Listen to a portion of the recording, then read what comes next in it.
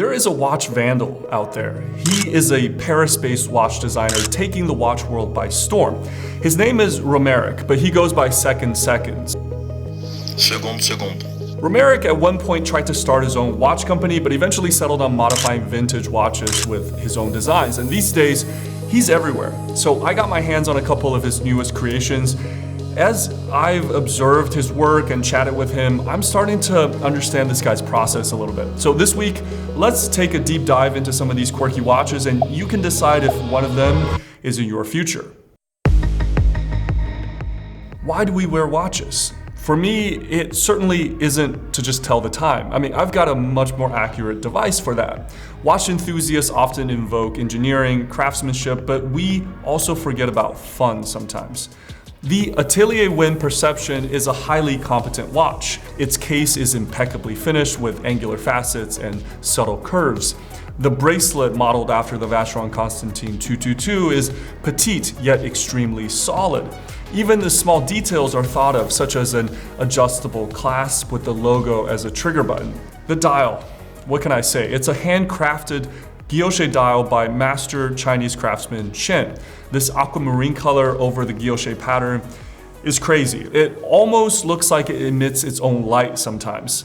For a 40mm watch, it also fits well, wears smaller than stated size thanks to 47mm lug to lug and being under 10mm thin. That's really thin.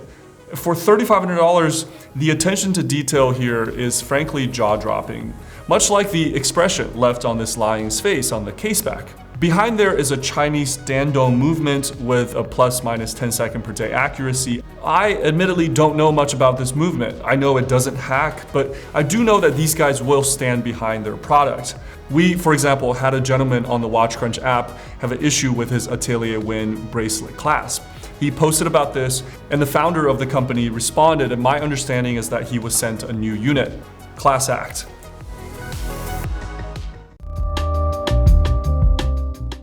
The Seconde Seconde version of the Perception is a play against this idea of perfection. See, it takes upwards of 8 hours of concentrated effort to mill one of these dials by hand on a Rose engine. And during this process, many dials are rejected due to microscopic imperfections, stuff that we can't really even see with the naked eye. But when Master Chen discovers these rejects, he makes a snip with shears to mark them for the garbage bin. Now, when Romeric discovered this, he decided to resurrect these dials and use 24 karat gold to make these stitches that quote unquote repair the dial. This actually has a history in traditional Chinese pottery making. And not only does this create an asymmetric design, it also shatters the whole idea of flawlessness. It's no longer about perfection. Instead, it tells a story of rejection and redemption. To err is human, and I think we can all relate to this very human experience of chasing perfection, coming up short, maybe pivoting, and then in the process discovering something new and maybe learning a little bit about ourselves.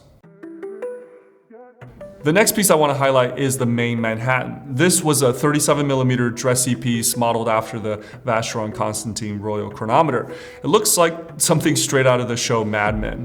And as a play on the drink Manhattan, Romeric made the second hand a cocktail pin with a cherry as the cap for the center pinion. With this watch, you kind of do a double take. It's one of those inside jokes that once you understand, you can't help but smile. And when was the last time a watch made you chuckle?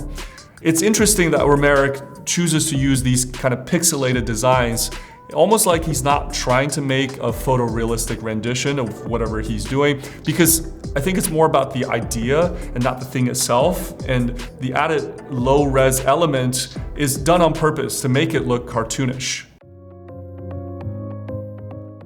Speaking of humor, a recent watch that really made me laugh was this Spinnaker collab called the 50 Phantoms.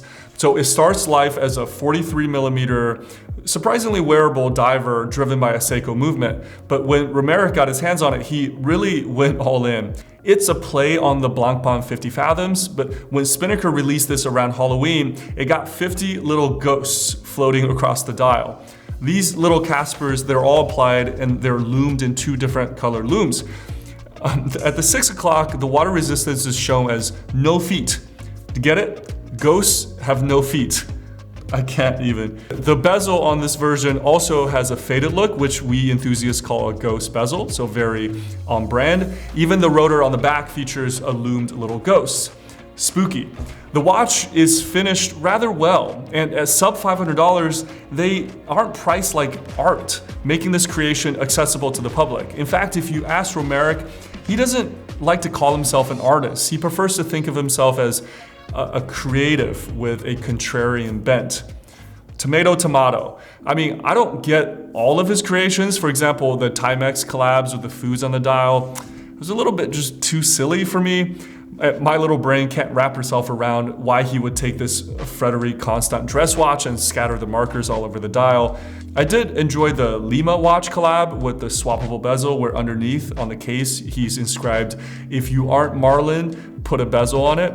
That's a reference to Marlon Brando's GMT Master that he wore even after losing the bezel. But the point is, good art isn't for everyone. In many ways, good art is supposed to please some, offend others. And in his own words, Romeric aims to express a little bit of sweet disrespect. Not directly attacking the idea, but instead making like social commentary, pointing out the absurdity surrounding a lot of these rules that we have in the watch world. And in that way, he reminds me a lot of the artist Banksy, who uses imagery to challenge the status quo. And whereas Banksy uses buildings, walls, bridges as his medium, Seconde Seconde uses watches. The art is subversive, it's anti-establishment, but it also comes with a side of humor. And in that way, I feel like these watches can get its own display at the MoMA, maybe one day. These watches are not for everyone, but if one of them makes you smile, then I say it's done its job in Romeric's eyes. But what do you think about these Seconde Seconde collabs? Do you own one? Do you aspire to own one? Let's chat more on the Watch Crunch app. See you next time.